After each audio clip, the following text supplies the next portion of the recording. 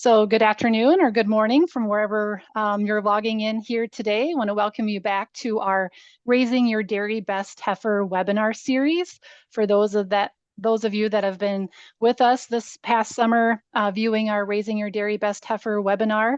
My name is Jennifer Bentley and I work with ISU Extension and Outreach as a dairy field specialist here in Northeast Iowa. I do have my colleagues here on today, Dr. Gail Carpenter, our State Extension Dairy Field Specialist, and Fred Hall, our Northwest Iowa Dairy Field Specialist, as we facilitate today's topic. And we have invited some heifer producers or dairy producers onto our webinar series here today. Some couple of reminders for our webinar series. This is one of the last ones that we're going to be doing. So we have one more coming up on August 19th, where we'll have Dr. Larry Tranel talking about economics of raising heifers. And so these are being recorded, and you will find the archives of these on our Dairy Team Extension website, as well as our YouTube channel. So if you missed some of the previous webinars, you can go back and view those for further reviewing. So with that, I do have three heifer producers on here today. I want to welcome Megan McAllister and Dallas Jansen and Erin Titterington. And first, we're going to start off with Megan McAllister. She is a dairy producer in New Vienna in Northeast Iowa, and she's going to give us an overview of her calf raising and heifer raising program there on her dairy operations. So with that, Megan, I'm going to turn it over to you, and just tell me when you want me to advance your slides. Sounds good. Thanks, Jen. So I sent in my pictures to Jen so she could make all of this look nice for me and I didn't have to worry about it. So thanks for having me on. I guess a little bit about our dairy. Again, we are located in Northeast Iowa. We are milking about 285 cows currently, and that is our max. So unless we build another barn, we will not be milking any more cows than that. We do sell all of our milk to Prairie Farms. We are Prairie Farms co-op members, so that also limits our capacity as far as how much milk we can really ship. So here in front of you is just a overview of the farm picture, an aerial picture, kind of one from each direction. And the calf barn is in this lower corner in the first picture. You can go ahead and advance, Jen.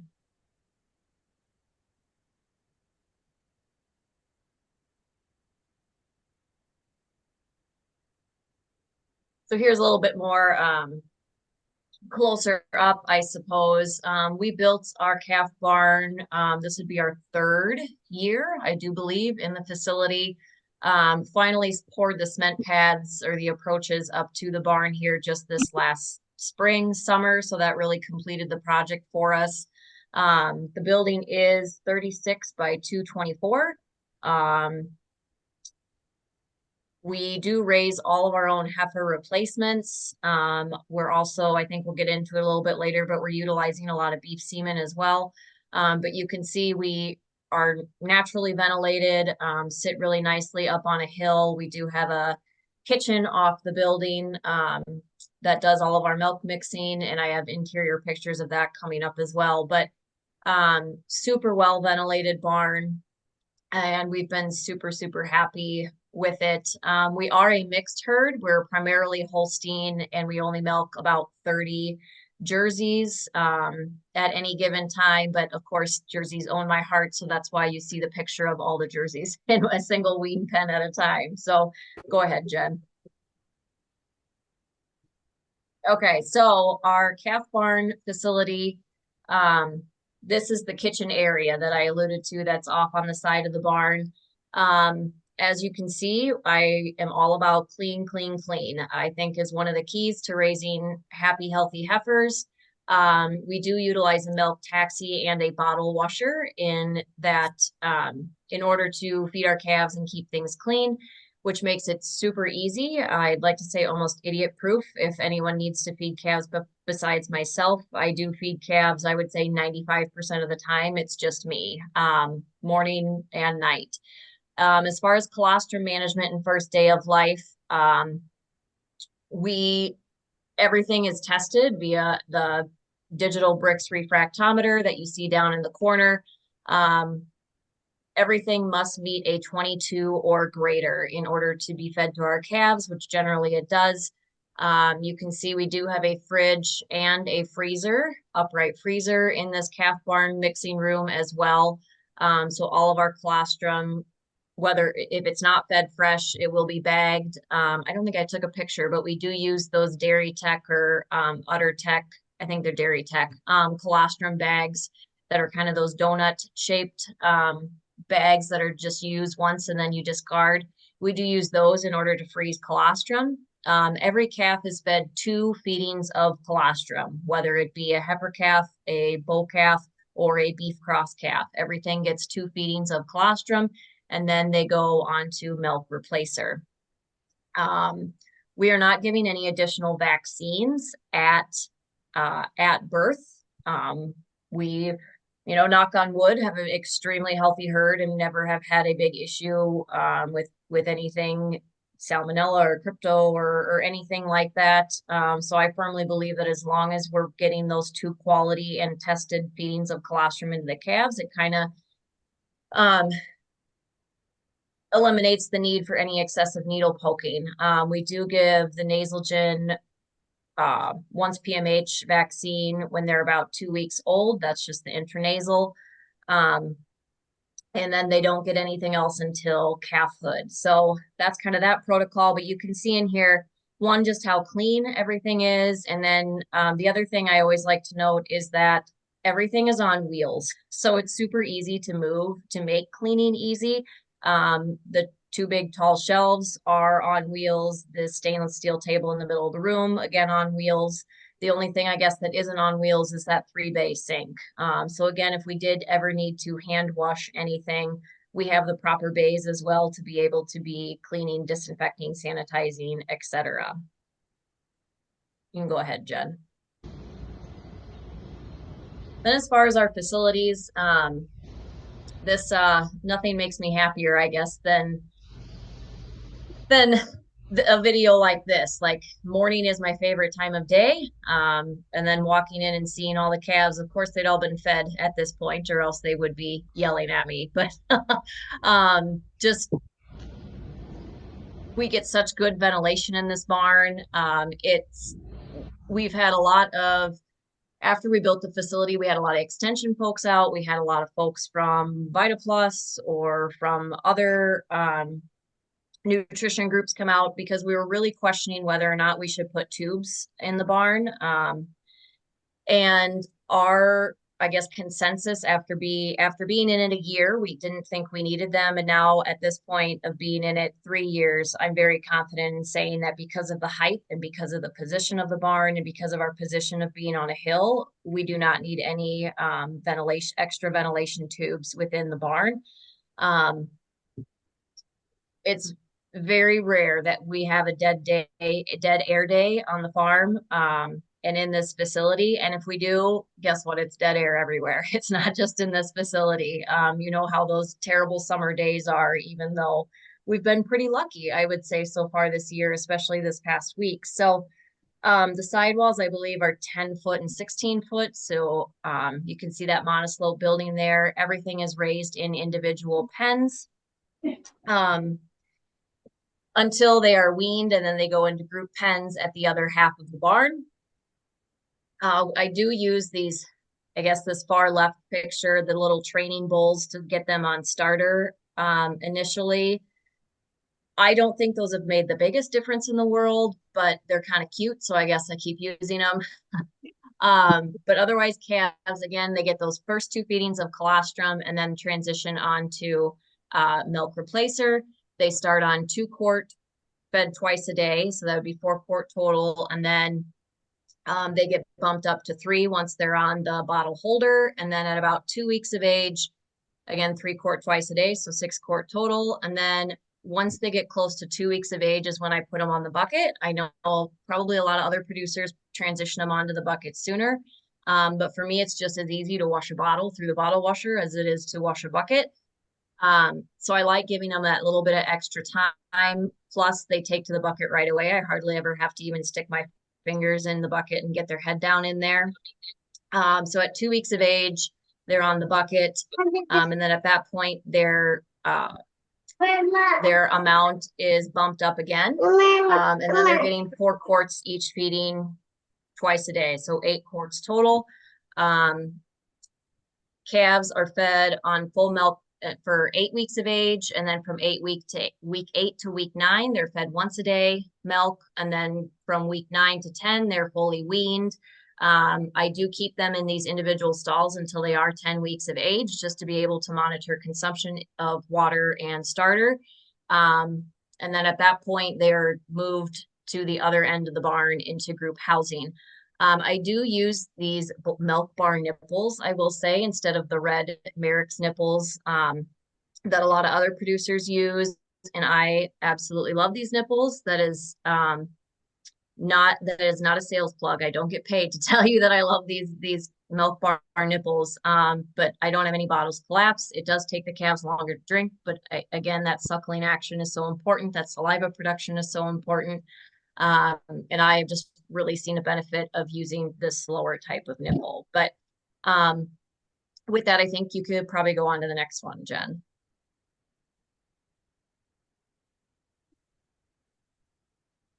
So then here's the other half of the barn for wean calves. There's 6 pens in here for wean calves from the time that they move at 10 weeks old up to about 6 to 7 months of age.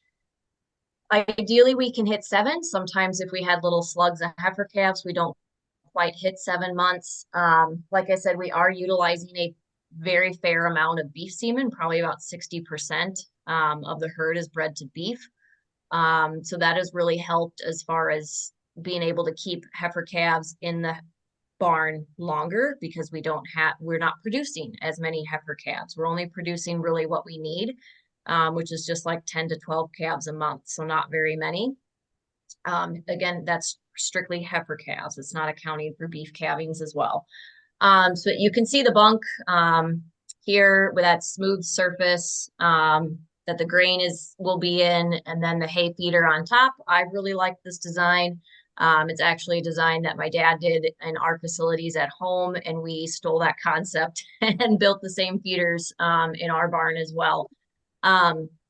Other things I really like, of course, the big open sidewalls are great. We do have bird netting down the entire barn because everybody on this call can tell you how much we hate birds, right?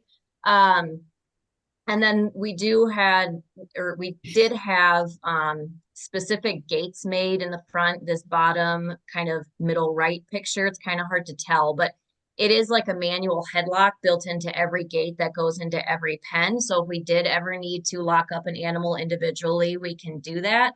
Very rarely do we ever do that. Honestly, the most time that we use those little individual manual headlocks in the gates was during COVID, when we couldn't get our ear tags from Holstein in a timely manner. So heifer calves would be 5, 6 months old before they would get that nice tag from Holstein Association. So we'd have to be shoving them into that little manual headlock in the gate in order to be putting in that printed ear tag that they get. But as far as, I guess, anything I would change in this barn, I wish it was bigger. We all say that. But by the time animals reach the end and they're 6, 7 months old, they are pretty big to be in this facility. But it's much easier for us to take care of them in this facility than the next location they go to. I think we'll get into some of these questions later on, but we have, beyond this barn, when they're 7 months old, they move to a different facility. And then when they're breeding age, they move to another facility. So we have animals on 3 different sites. So I would say that is one of our biggest challenges as far as raising our heifers. I didn't include photos of those facilities as well. One, because the facility they're in from 7 to 12 months, it's not very glamorous. It's just an old building, old heifer grower building. And then I guess I do have videos on my Facebook page, Megan Dairy Girl, of our breeding facilities. But they're nothing special. It's outdoor feeding and headlocks and just bedded pack barn. But is there anything else on here, Jen? Is there another slide? No, that is your last slide. Okay, so just real quick then, as far as breeding, we our like sweet spot to calve-in heifers is about 23 months of age. We don't like to go any younger than that. All of our PC Dart data really supports that that is the best time for us, as far as getting the most milk that first lactation. So we do utilize an activity system, the all flex little blue and white tags. You kind of see that in that heifer's ear in that upper corner. Um, so we are utilizing that. We are strictly breeding off of natural heats. We are not doing any sort of sync program on our heifers. And we are extremely successful as far as our breeding program in general, but especially our heifer management. I think our services per conception on our heifers is like 1.2. So we've been really, really happy in that system. We're actually only preg checking heifers once a month because we are confident in what the system tells us. So that's probably about it until there's questions. Thanks, Megan. And I do see some questions coming in the chat. So I think we will hold those questions until the end, until we get through our other two panelists here. And then we can all take those questions and answer those. So thanks again, Megan, for talking about your heifer facilities and management. And we're going to change gears just a little bit. I know you're a dairy producer, and now we're going to move to a custom heifer grower. So we have Dallas Jansen from Northwest Iowa, who raises dairy heifers for another producer. So Dallas, I'm going to advance my slide here and let you talk about your operation. Thank you. Yes, that's echoing. Yeah.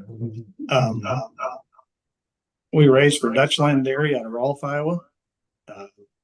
Started out at 320 head. Have gone to about 11 to 1,400 head at one given point in time. It just varies a lot. So we take them from about 2 to 3 days old on up to pregnant, roughly 200 days, and they go back to the dairy. We do this all in hoops for the small calves, and as you can see, we're dirt lot after that, where there's a transition period in there where they're in buildings. But for the most part, we're outside. We're in the elements, do a lot of bedding for cattle. We'll go through 5,000 bales a year of bedding and feed, I guess, corn stalks and bean straw. But for the most part, we concentrate on small calves, because if the small calf is healthy when it comes out, it's going to be healthy 90% of the time all the way through. So our concentration is on the hoop end of the deal. We have a great crew of people right now. Our biggest challenges have been number one, water. We live in the Manson crater. We're tough to get water.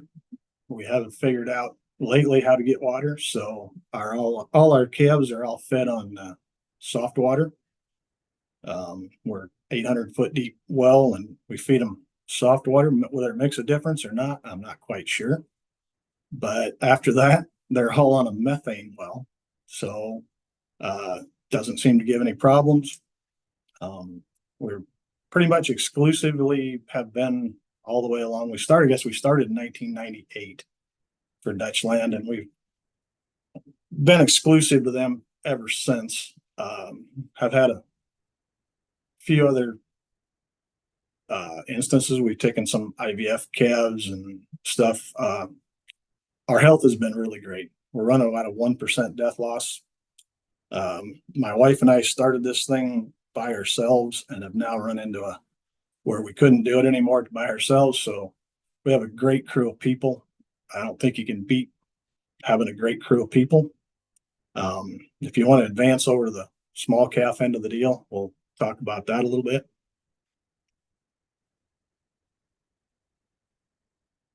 There you can see our barns. So we have transitioned from the barn on the left has tubes in it. That's when we were raising those. There was 2 barns in there. They were 4 rows, and that's a lot of calves in a barn. So we put these tubes in, and seemed to have worked pretty well for the most part. I think the key to raising calves is probably to spread them out. So we've built 2 more barns. We've taken all of our barns to 2-row barns. And the new ones in the bottom picture down there do not have tubes in them. They're about 2 years old. And at this point, we have no intentions of adding tubes or any other ventilation source to them.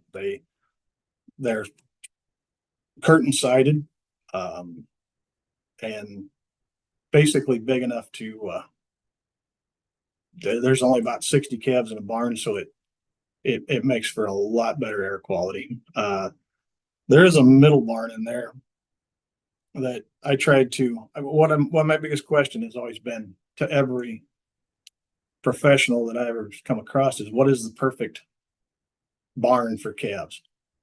So I just tried to design the perfect barn for calves in a little narrower hoop, put gutters in it, run 2 rows of calves, drainage underneath all the pens. I mean, we thought we had the cat's meow. Well, come down to the point where employees couldn't figure out how to clean it well. So we filled it all in, and we're just on straight concrete now. So we do run at least 1 drainage tube in front of each row of barns or row of pens, so that we don't have anything seep out into the alleys. Never been as fan of that. So there is 1 drainage tube underneath there, right in front of the calves. We feed everything. Now, we used to feed everything in a bucket. I now have calf manager that likes the bottle, so we feed 100% bottles all the way through. We're going to be roughly same procedure as the previous lady, as far as we'll go 2 weeks on 2 quarts each feeding. We'll go to 3 quarts up until they're about 40 days old, and then we'll back off to once a day feedings. They're going to be weaned by the time they're 50 to 55 days. As far as vaccines, we have a protocol up somewhere along there. There's the vaccines are done a lot at the dairy, and the best part of this whole operation is that my veterinary is the owner of the calves. So if we need to change anything at any given point in time, we do. We feed waste milk and a powder, depending on how much waste milk we get. We're roughly 50-50, maybe more. Just depends on what the dairy has for milk. We pasteurize in a flat top tank, nothing special. Computer driven system seems to work well most of the time. We're extremely clean. That's probably, we'll say with the lady before us, that you can't beat cleanliness. So bottles are washed by hand at this given point in time. We're looking at a different system, but they're all 100% washed each time that we do this. I see there was a question on average daily gain. We're a crossbred herd, so that's the other part of this thing that makes it a little tougher. The Jerseys versus Holsteins versus some brown Swiss in there, and so we're kind of on a calf by calf basis. We don't necessarily say that this calf is going to get X amount of milk just because she's a smaller Jersey or bigger Holstein. It's all done on an average type basis. I guess you can see the pasteurizer there. We've gone to weigh in our milk, our powdered milk. We're heading for 13 solids every day. My wife does all of that recipe making, I guess we could say it. None of the rest of us know exactly how that works, but she has it down. She's since had a heart attack about 6 years ago, so she is no longer out feeding calves. So, but she still does an awful lot of the book work. We pick up calves every Tuesday and Friday, and milk also. I guess you can see the picture of the tank and the trailer. So we'll pick up every Tuesday and Friday, and we'll get whatever milk is at the dairy and whatever calves. So we'll normally get, between 10 and 20 calves each pickup. We're going to have roughly 150 calves on milk every day. I don't know what the next slide is.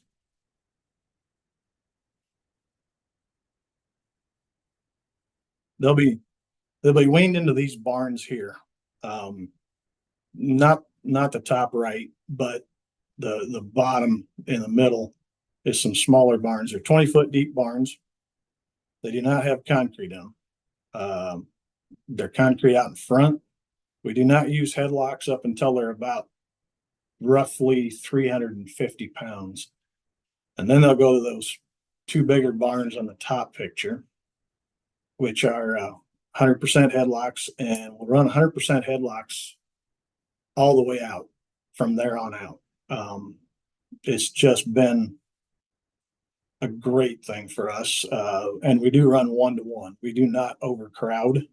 So we'll run 1-to-1 up until the pen that they're about to leave in.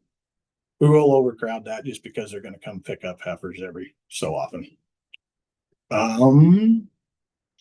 We do bed with a processor in all of these barns and all of our lots, that we do not have to go into any of the barns or any of the lots.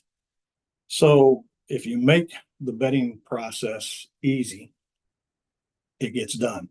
And it's been probably the key to our success, if we have any, is to keep cattle clean. We originated in a polled Hereford. When I was a kid, we had polled Herefords and pigs and whatever else. And my dad was always a big stickler about being clean. And if the cattle outside are clean, they're going to gain better. They're not going to be full of mud.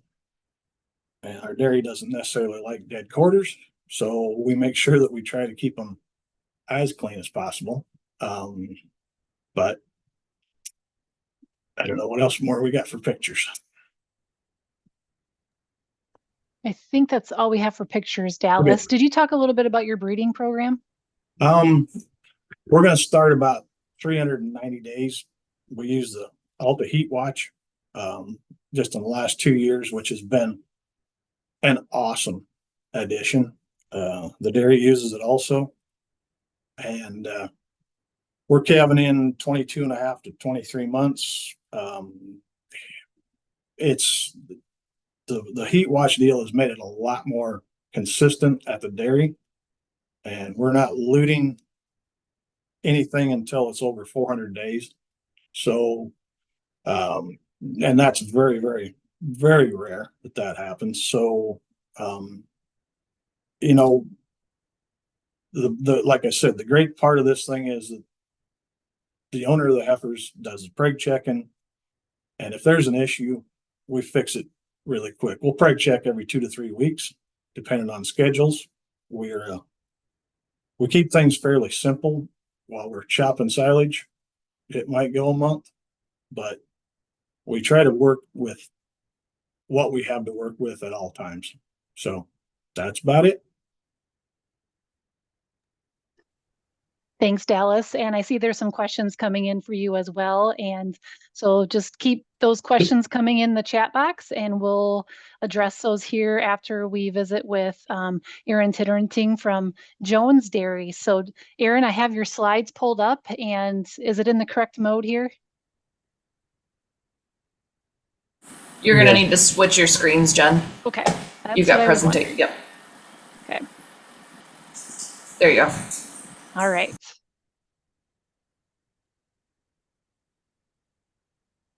Go ahead, Erin.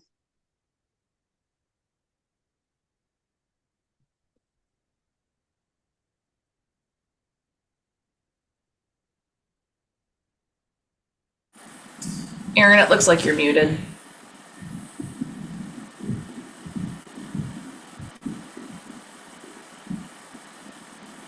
There you go. Fabulous. Okay, thank you. So yeah, my name's Erin, and I manage the calf portion of our dairy. We milk 2,000 jerseys, and we are looking for a calf manager. So I might be talking to the right group to find that right person who would like to raise Jersey calves in Northwest Iowa. You can go to the next slide, Jen.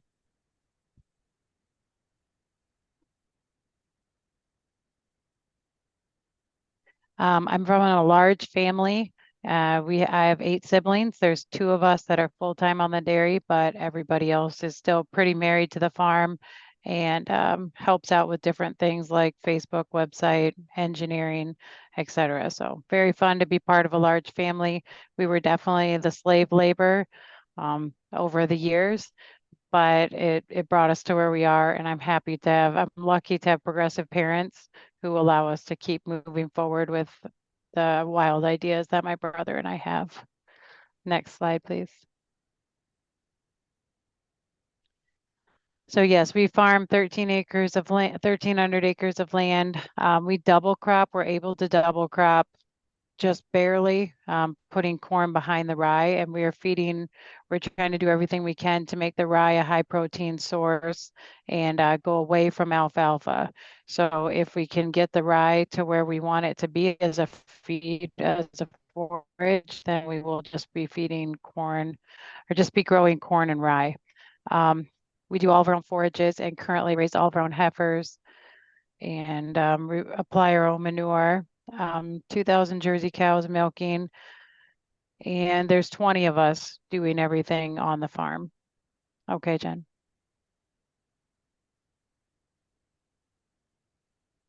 So yes, we live in Iowa, and yes, we still raise our calves. So we actually have been going back and forth about continuing to raise our calves for quite some time and are looking to revisit that here in the next couple months. The things that we really like about keeping the calves on farm is just that we do need 5 people in our parlor per shift. We have a 64 cow rotary. And so having like the outside jobs and everything allows flexibility to pull somebody in the parlor when we are short, when somebody has to be gone. It's just more people around the farm doing general work like checking for calves and things like that. Obviously, I have a little bit of OCD. There's a certain amount of, like Dallas said, Dutchland has that peace of mind. All their calves are raised just at the one farm, and that would be the same comfort that I feel having all my calves on my farm, not mingling with others and not transporting in rough conditions. We've talked about possibly they're better at adapting to the seasonal stresses we have here if they're raised here. Yeah, we have problems with cross sucking, and that's one of the main reasons we go back and forth about keeping them at home. And obviously, raising jerseys in the winter in Northwest Iowa can be difficult. Next slide, please. So our newborn day 0 protocol is hopefully the cows will lick them off for 10 or 15 minutes. We grab the calf and move them to a warm room with a heater, towel dry the calves, weigh them, dip their navel, make sure to use the stronger iodine. And at that time, they get colostrum or colostrum replacer. and they are vaccinated with Enforce 3, and we are using a Clostridium C and D, and then we dehorn with paste at that time. Then the next time we milk, so we milk our special needs cows in a smaller parlor right where the cows are calving. We milk those AM and PM. So the next time we milk, the calves are either tubed or fed fresh colostrum. We do not save any colostrum or anything like that. We don't have enough colostrum to do that. So we use the colostrum we have for a first feeding if the calves are born right around milking, or for a second feeding if they've been born not during milking time. And then they're all offered a third feeding of colostrum. It just depends if they want it or not. And then as soon as they have had those 3 feedings of colostrum, they're moved to our other warm room without the heater. And at that point, they are eligible to go outside to the calf barns. Okay, Jen. So yeah, just a huge plug for dehorning on day 0 here. We just use the snippers and put a little bit of paste, and then we feel like they sleep through it. And hopefully the consumer, if we're good at this, the consumer will allow us to keep having non-polled animals, because the Jersey polled options are not that great. Next slide, please.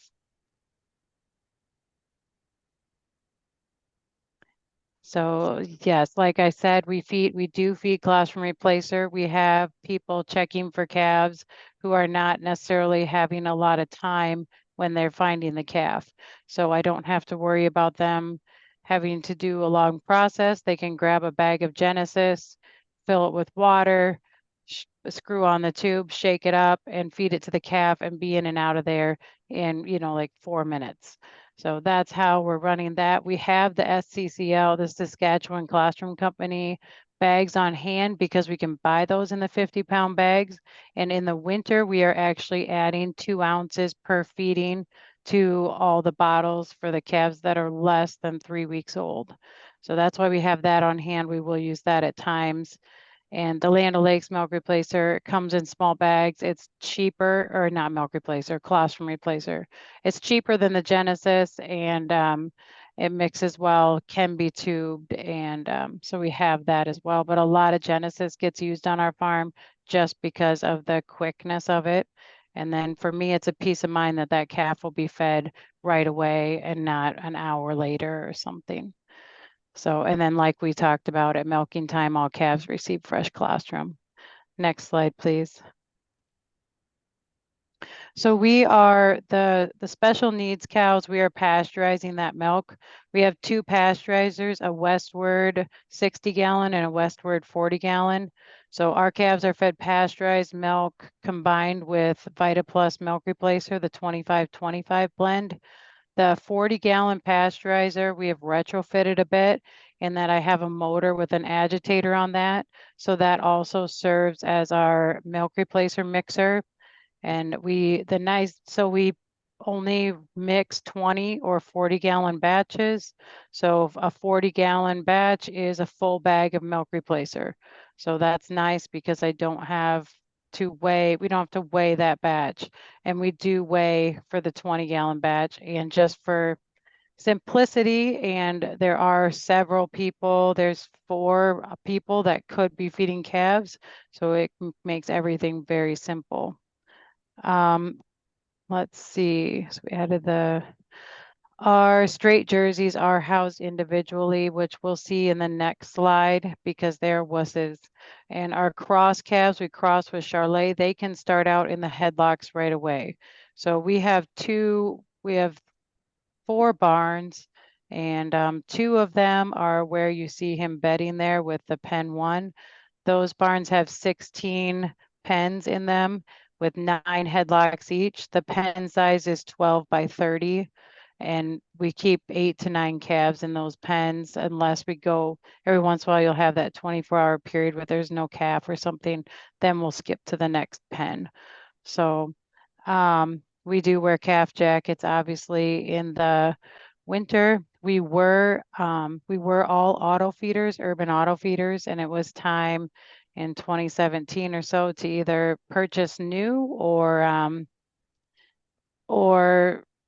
update or something, and we just for our group of people that we had working with the calves, the bottles fit because they can see if the bottle is all gone, half gone, or none of it's gone, and then treat accordingly. So once again, just trying to simplify it for the people who are working for the calves.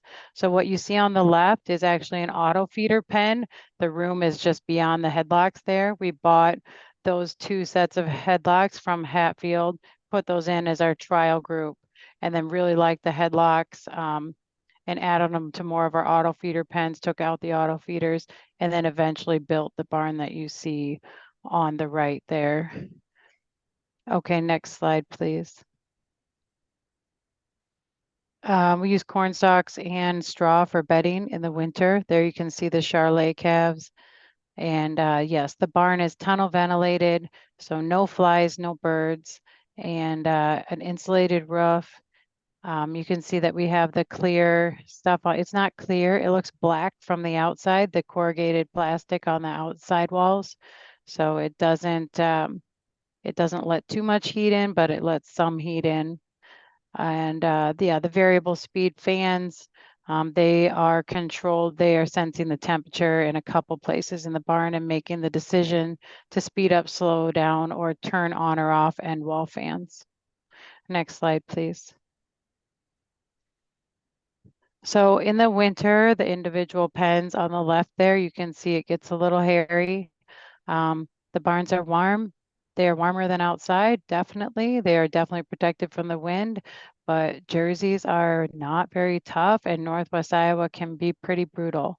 So we bed with straw and we shove the insulation in there. And then once they're 10 days old, we throw out the insulation and the pens, and then they are in their group pen of those 7 to 9 calves, however many were in their birth group. And then, so in the summer, we do bed with, in the warmer months, we bed with separated solids, recycled fiber from the dairy.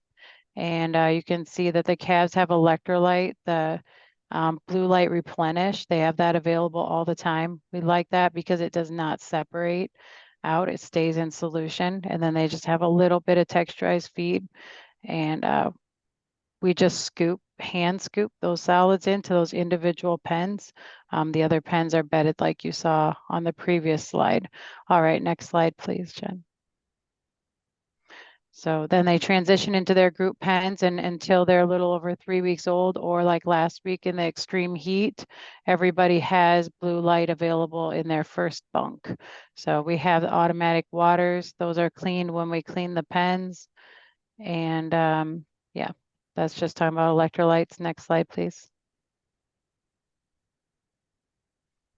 So nutrition, yeah, the 25-25 Talon is what we're using right now. It sounds like from both Megan and Dallas that we're feeding quite similar on our feeding schedule. We offer free choice, 22% protein Purina starter is what we're using right now. Probably our biggest battle with starter is just buying starter in bulk and dealing with the fines. So we're looking for an option there and considering going back to all bagged feed. After the calf barn, so after they're weaned at 8 weeks, 8 to 9 weeks. And then at that point, there's still space for them to spend 2 more weeks in the calf barns. And then at that time, they will move to a self-feeder in a group of 35 to 40, depending on what barn they move to.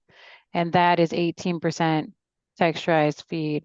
And then they have somewhat free choice, relative feed value, low relative feed value hay.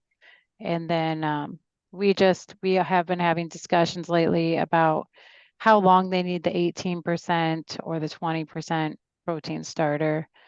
Oh yeah, so really once the youngest in their group is over 4.5 months, then they're eligible to start having some TMR introduced. But we do top dress with or have the self feeder present with the creep feed or the texturized feed until almost 6 months. I think that that's a Jersey thing, or that's something that we're not getting right with the TMR. But that ensures that we will be problem free if we keep that texturized starter on top. So our current focus is the fiber and the texturized feed and how to increase the fiber and hopefully reduce. We're not really sure when the cross sucking is starting. It seems like it's later, but in case it's earlier, we really want to make sure that we're doing things right with that fiber. And I listened to Dr. Michael Ballou at Central Plains and thought that he had some really good points on the fiber and energy balance in the starter. Next slide, please. We breed at 10 months of age. So standing heats, our heifers all lay on slats and they come into this barn at 7 to 8 months. They receive their Bovishield booster at that time, their pre-breeding shot, and then they're eligible as soon as they turn 10 months old, they can be bred standing heat. If they reach 12 months old and they have not been bred, they get a cedar at that time. And if they're open, preg check, they get a cedar at that time as well. I'm very interested in what I heard from Dallas and Megan on heat detection and having like a system to maybe keep that a little more organized. Right now we're visual heat detection, a morning, noon, and evening person are spending some time in the barn. Age at first calving is 21 to 22 months. We seem to fluctuate between those two. Okay, next slide, please. We're also 1-to-1 on the headlocks in there. We've found the same thing I think Dallas was talking about. Like we just try to be really clean all the way through with everything that we do. And also I think we have a dishwasher for our calves, for our bottles. So we do feed all bottles as well, but we have an industrial dishwasher, like a food service dishwasher. And we've really liked that, although I think Dairy Tech has now, or May Hatfield have now come out with a cart that does pretty well as well. But we run them through the sink first and then run them through our dishwasher, and that works well for us. That's kind of a backtrack there looking at my notes. So yes, this is just saying that, some of the things that we talk about before we move forward next is just what are the options? We had a hard time leaving robotic feeders and we had a hard time just making the choice to go to a rotary from a parallel over robots, but we're really happy with where we are now in both things. And I think it was because we were really took these things into account, like was our family, our employees, who do we have? And that's things that help us make these decisions. So anything I missed, Jen? Or maybe I have more slides. Oh, okay, more slides. Our challenges are definitely cross-sucking. That would be our number one A+ challenge. We have plenty of 3/4 heifers coming in and trying to attack that. And then yes, just the winter is a challenge in so many ways.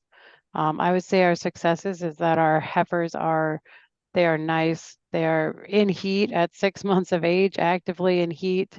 A lot of oocytes coming from the heifers that are being flushed, which I think indicates, from what I hear, it indicates that they're extremely well cared for and healthy. And our heifers freshening are nice sized and solid milking heifers. Next slide, please. Perfect. That's a beautiful picture. I like jerseys too.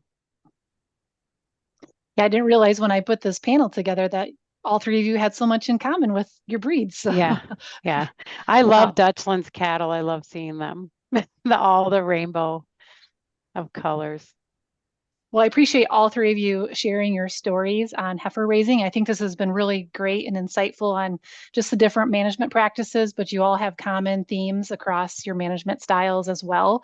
And it looks like we have quite a few questions that came into the chat. So Gail, do you want to facilitate those?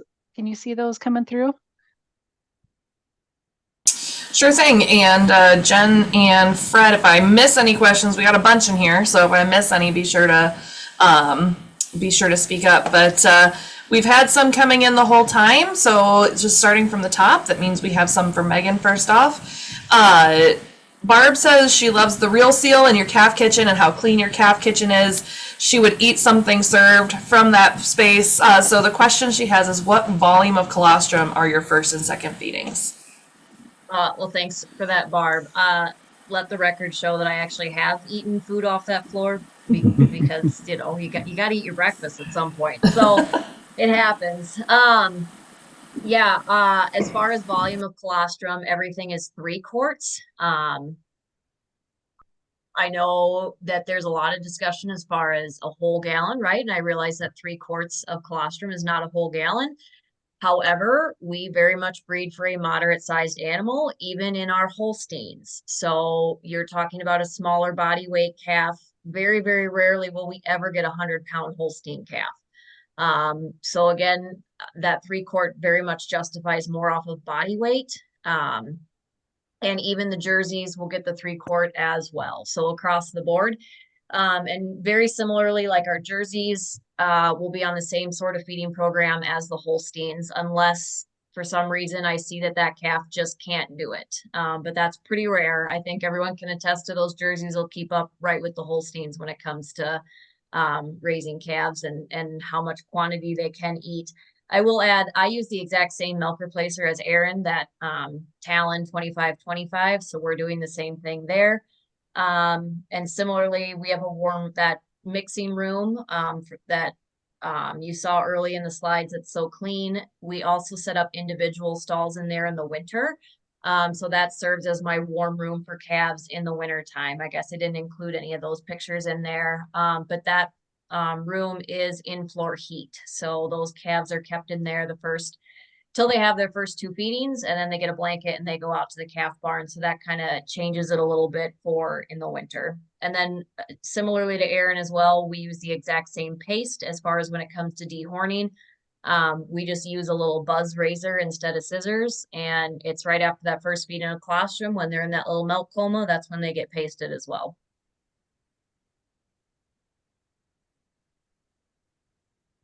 Aaron would like to know where you get the bowls for feed. I believe Agri-Plastics, which is the same brand as our stalls. But I think you can find them on like Leadstone and stuff too, I think. And Barb also really enjoyed your tangent about, or not tangent, but your commentary on the nipples and the difference between the nipples. So Barb gives you a thumbs up for the more natural action of nursing. Aaron would like to know which heat detection system you're using. I think the Allflex system. Allflex, okay. Which is owned by Merck, but still marketed as Allflex. All right. And Dallas, it looks like we have some for you as well. So Barb says, your water circumstance sounds like theirs down in the panhandle of Texas. Do you happen to know the salinity or osmolality of your softened water? We're going to run 9 grains hard. I don't know anything after that. I can't answer that, I guess. Hey, Dallas, maybe you could explain a little bit about your soft water. You don't make it soft. It comes out of the ground soft. Correct. It comes out that way. That's because where the meteor hit it, rammed the limestone down deep into the ground. So it's why it doesn't have very much water and why it's soft. It's not that he ran it through a softener. We do deal with some iron in it, which makes it a little tough, but as far as soft, it's only 9 grains hard. So it's pretty dang soft. Makes mixing milk much easier.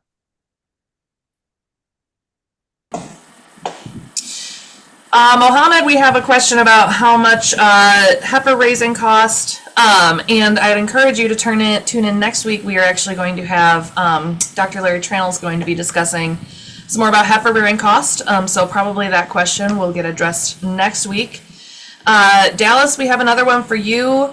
Do you have any idea what a rolling 2 to 3 day average on starter consumption is around that 55 days of age? We're curious about your starter consumption at about that 55-day range. Right. We're going to run between 4 and 5 pounds. We're using just a corn and a Purina pellet and molasses and some fat. We too have struggles with fines. We changed, not wanting to, but we had to change feed suppliers in the last year and a half. The new supplier is maybe a little better on the corn fines part of it. We've had some pretty good luck with what we do. That is also the same product we use over top of our TMR when they leave the building. So they're going to get at least 2 to 3 pounds of that same starter over top of their TMR when they leave the hoops.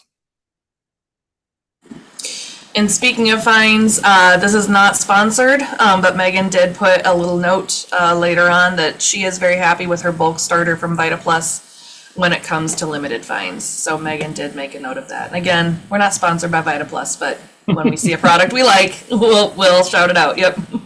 Yeah, I promise not sponsored, but and I will say as well, kind of echoing Dallas, that by the time my calves are that 55 days and are getting weaned, they're easily consuming 5 pounds of starter a day.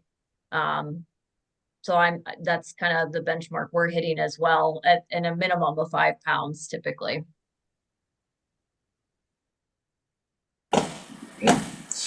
All right, Erin, we have a question about your dehorning. Do you offer oral or injectable pain mitigation like meloxicam and or local block with lidocaine at the time of your day 0 dehorning? If for some reason that calf did not get dehorned on day 0, so immediately after her first colostrum, then yes, we use transdermal Banamine. But as long as she's done right after that colostrum and we know she will be out for the count for 8 to 12 hours, then no. We also have a, do you know the iodine concentration when you're dipping navels?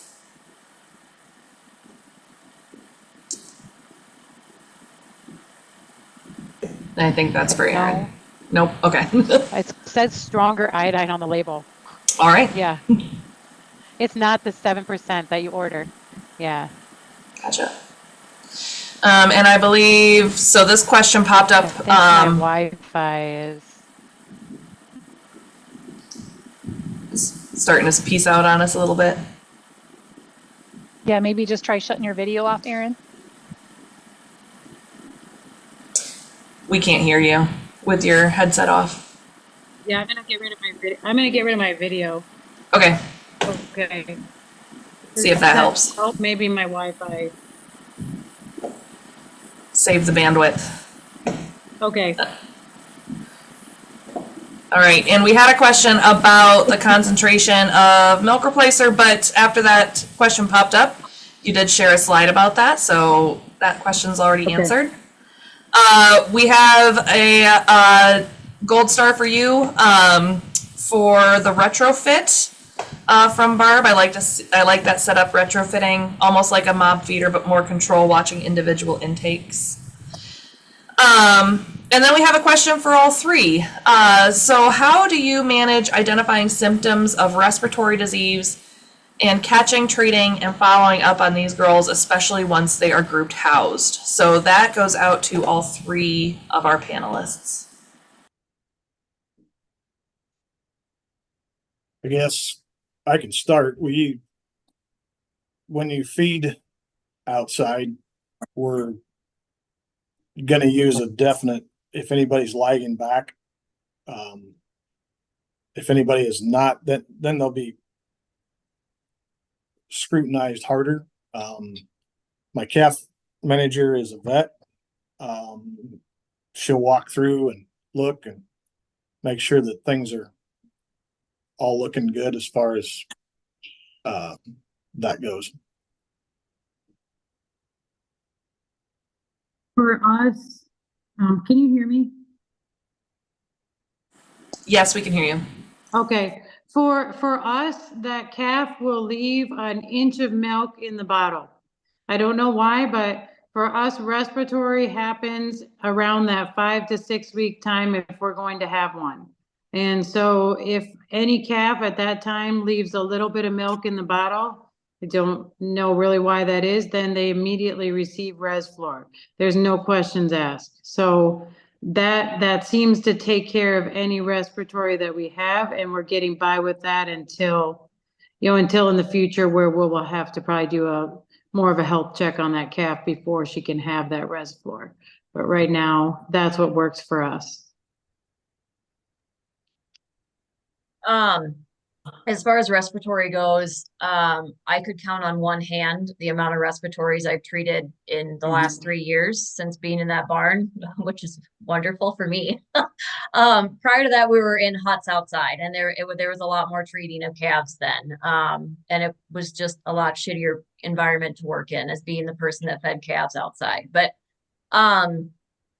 and then prior to that, I was on my home farm and fed calves on auto feeders. So I can relate to Aaron in that sense too, as far as increased cross suckling and group housing and all of that. So a lot of different things. But in this current system, I rarely treat a calf for a respiratory.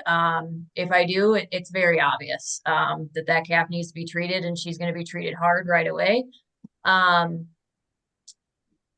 Depending on the weather, we had a very soggy, kind of damp, very foggy kind of winter. And so that made for challenges, especially in transitioning calves from their individual stalls, which they might have had zero problems at all, and then moving them to that other side of the barn where it's a whole new environment, right? Like, even though you're making it as least amount of stress as possible, there still is that little bit of amount of stress of a move. Even though their diet isn't changing, they're going to still feel the stress. And so we would, during that period of very foggy, very damp, very nasty weather that we had this winter, we did have a group of calves cycle through that just wasn't performing their best. You could see that I didn't have like obvious signs of a respiratory issue, but they were definitely a little sluggish. And in that case, I usually just feed some Aeromycin crumbles and they're good to go, even without a needle poke. But again, if a needle poke is justified, they're going to get it. So, but luckily I don't have to deal with that very often. All right, we have a couple questions from Cora here, and I know we aren't heifer growers, right, on this panel, with the exception of Dallas, and Dallas is a one-site grower. So this might be a little bit hypothetical, but what data would you, as a producer or owner, want for off-site raised heifers? And any idea of pricing agreements you have heard of or would potentially use for contract raising heifers? So as, for example, price per head per day, feed and yardage, per pound of gain, etc. So this can go out to all three as well.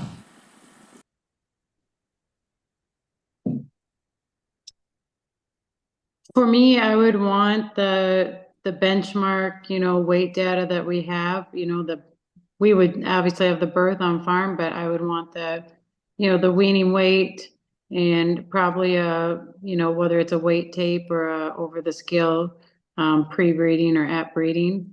And then, I know treatment protocols, obviously, if there were treatments, I'm, with Megan, there's not a lot of treatments happening. So, I would really like to hope that would continue. And then obviously the vaccination protocol and some sort of a marking or something that vaccination happened. I do not know about cost structure.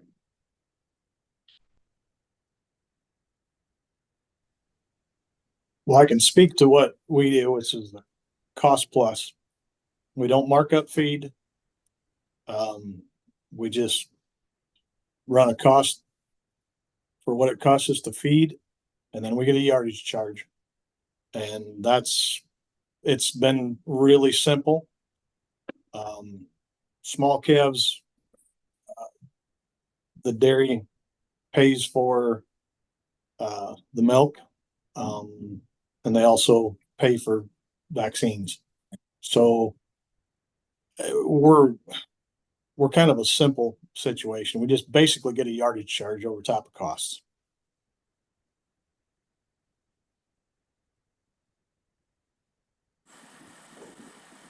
Might be, we'll let Larry know. We'll ask him questions about that next week during his economics talk too. Well, I'm not seeing any questions coming into the chat, but I do see a lot of appreciation for our 3 speakers today for taking their time out of their busy schedules to come give their feedback on what they're doing to raise their dairy best heifers. So again, just echoing everybody in the audience, we really appreciate you all taking your time today to join us. It's been really great conversation and a really great presentation. So, and yes, Barb said calf raising is so hard. Thank you for putting your hearts into it and sharing it with us. So I think that's a great note to end on there. And please join us next week for our last episode in this series. Larry Tranel from Iowa State Extension is going to be talking about the economics of heifer raising. So same time, same place for our last discussion next week. So thank you all.